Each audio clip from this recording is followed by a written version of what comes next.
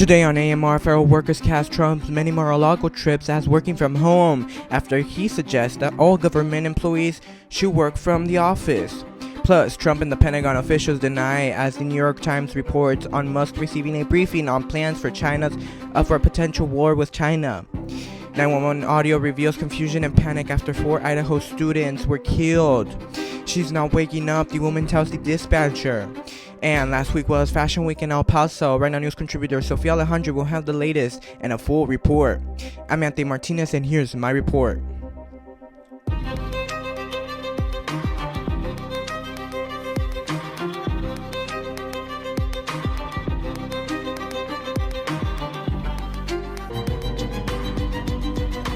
Welcome to AMR. Upon taking office, President Donald Trump swiftly mandated federal employees to return to in-person working, arguing that remote working led to inefficiency. He insisted that working from home encouraged activities rather than productivity. However, his own work habits have seemed to contradict his stance. Shortly after issuing the mandate, Trump spent multiple days at his Mar-a-Lago estate, where he signed executive orders and held press conferences, essentially working from home. Additionally, he frequently golfed during those trips, costing taxpayers millions of dollars.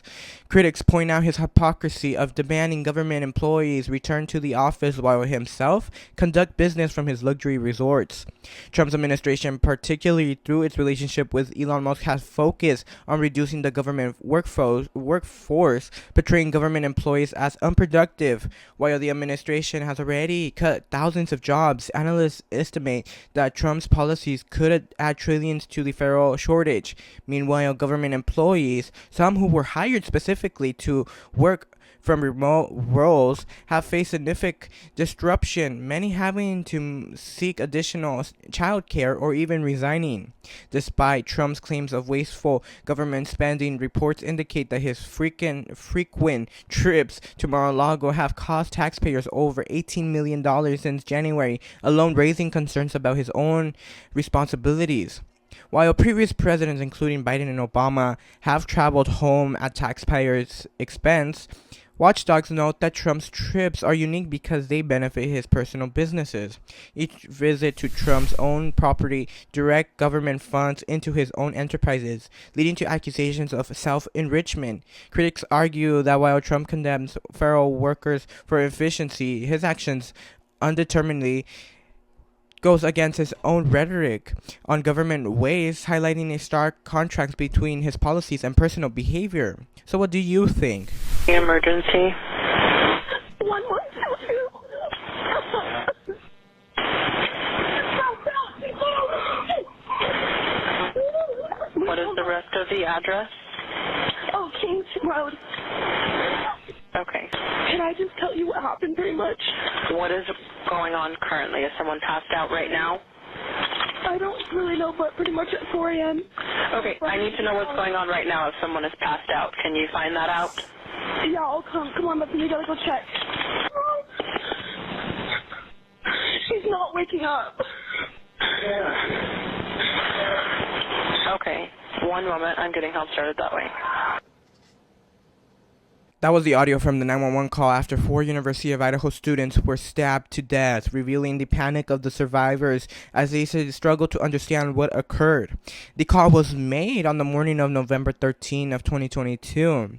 About 2 weeks after the transcript of the call was entered into court documents, the first person on the phone call appears to be panicked and crying before another woman provides the address of the rented off-campus home in King Road in Paseo, Idaho.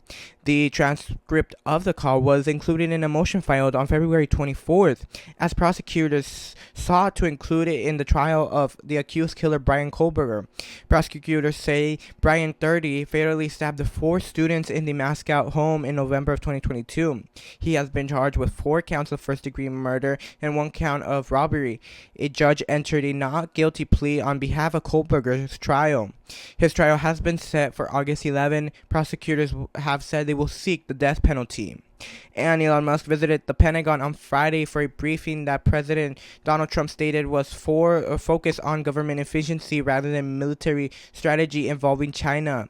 Trump dismissed a New York Times report which suggested that Musk had visit would include discussion of potential war plans with China, assuring that Musk was only there for the sole purpose of the Department of Government Efficiency known as DOGE.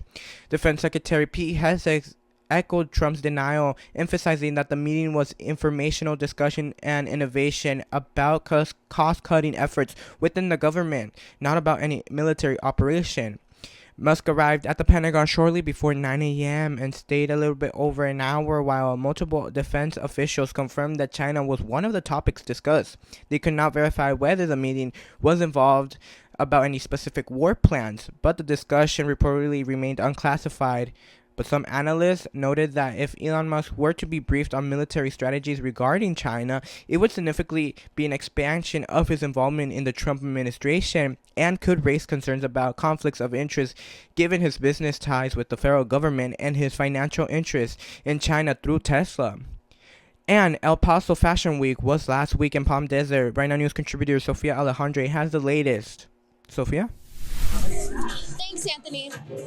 We are here at the Palm Desert El Paseo Fashion Week Student Showcase. Behind me is the event happening live. We currently just finished watching the models do their first run-through.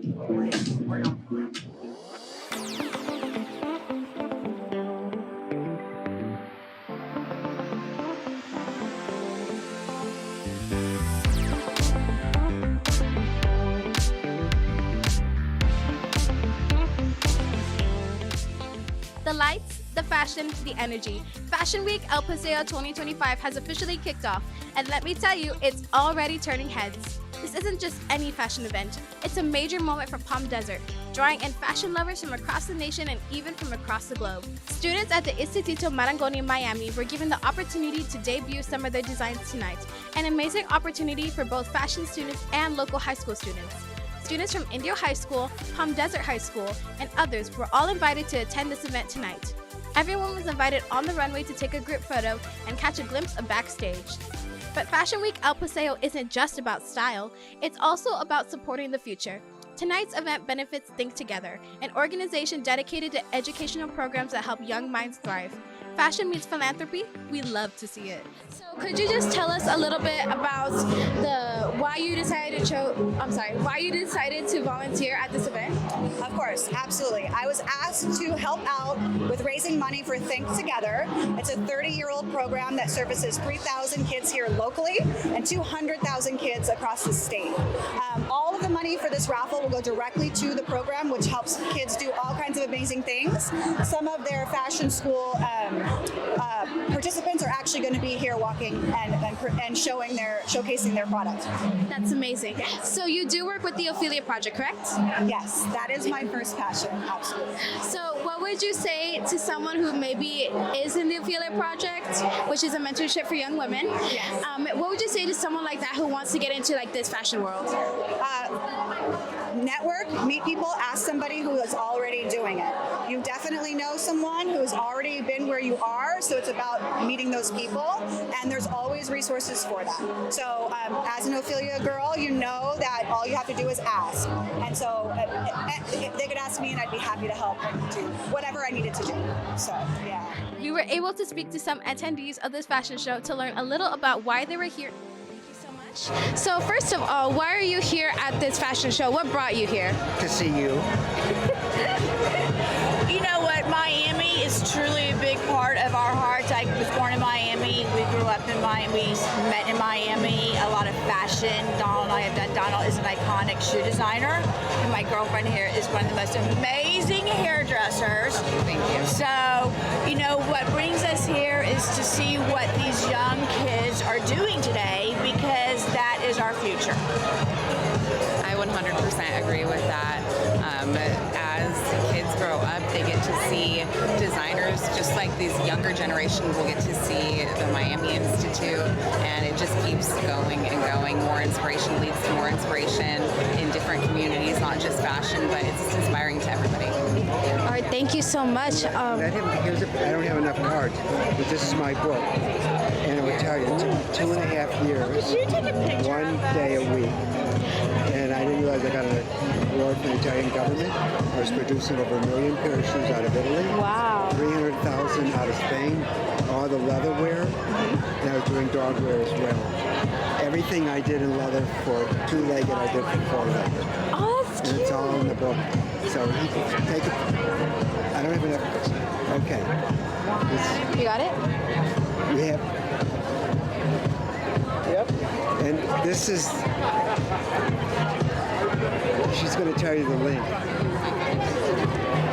Came back to Miami. I wanted to work for Gianni Versace more than anything in the world, and you know what? I did. So I have all the history in Miami. So what brings you guys here to this event tonight, this fashion show, you know? Well, Jenny and her daughter came to visit with us for a week from New York, from the hectic city of New York. Celia goes to college in New York City. Yeah, I'm just here for the week for spring break, and we wanted to stop by. We love fashion, and we try to go to as many fashion events as possible in New York, and she went to fashion school in New York. I'm a former fashion designer myself, so I wanted to come here and support young talent, and very excited always to see what young designers are doing because they have so many amazing creative ideas. That's amazing. And then my next question for you is, how does the fashion from New York differ from the fashion here? Like, is there anything you notice or anything that you prefer? Sure, I think in New York, you see so many layers, especially this time of year. Here, you know, people are much more free and I think are willing to show a little bit more skin because of the weather, but New York is all about layers and accessorizing. I agree. I think mixing a lot of different patterns, textures, colors is really big now. Maximalist style is sort of coming back in as well, so I think layering and doing that sort of thing and standing out in that way is different from more of the flowy, linen, demure taste here. All right, thank you. And then my final question is, you know, you're a lawyer, you're going to college. Is there any message you have for like the youth that we have here today? Absolutely. Listen to your parents because they're always right. and really go to school, study, complete your classes because it's a great world out there. You have to find your niche in this world, and there's a lot of wonderful people out there that are willing to help young people that are just starting. Yeah, for young fashion designers, I really would advise stay in touch with your professors, the people that supported you all through college because they have great contacts in the industry and they'll help you and support you throughout your early career. I completely agree. I think networking is a really big aspect in pushing, and I think a lot of people may be deterred by rejection, but hearing multiple no's is sometimes just a journey to getting that yes. So keep going and persevering. All right, what brought you here to the fashion show? What called you here today? Well, we're all friends and celebrating fashion, and it's a desert event that we like to participate in, and it's Joni's birthday. Happy birthday! Yes, Tony's birthday. Yes, it is. Turning 25? Yes, and holding. 25 and holding. That's what I am. Okay, so my next question is, what role does fashion play in your life? A lot. I love reading about it, following different fashion bloggers. We have a different aesthetic in the desert.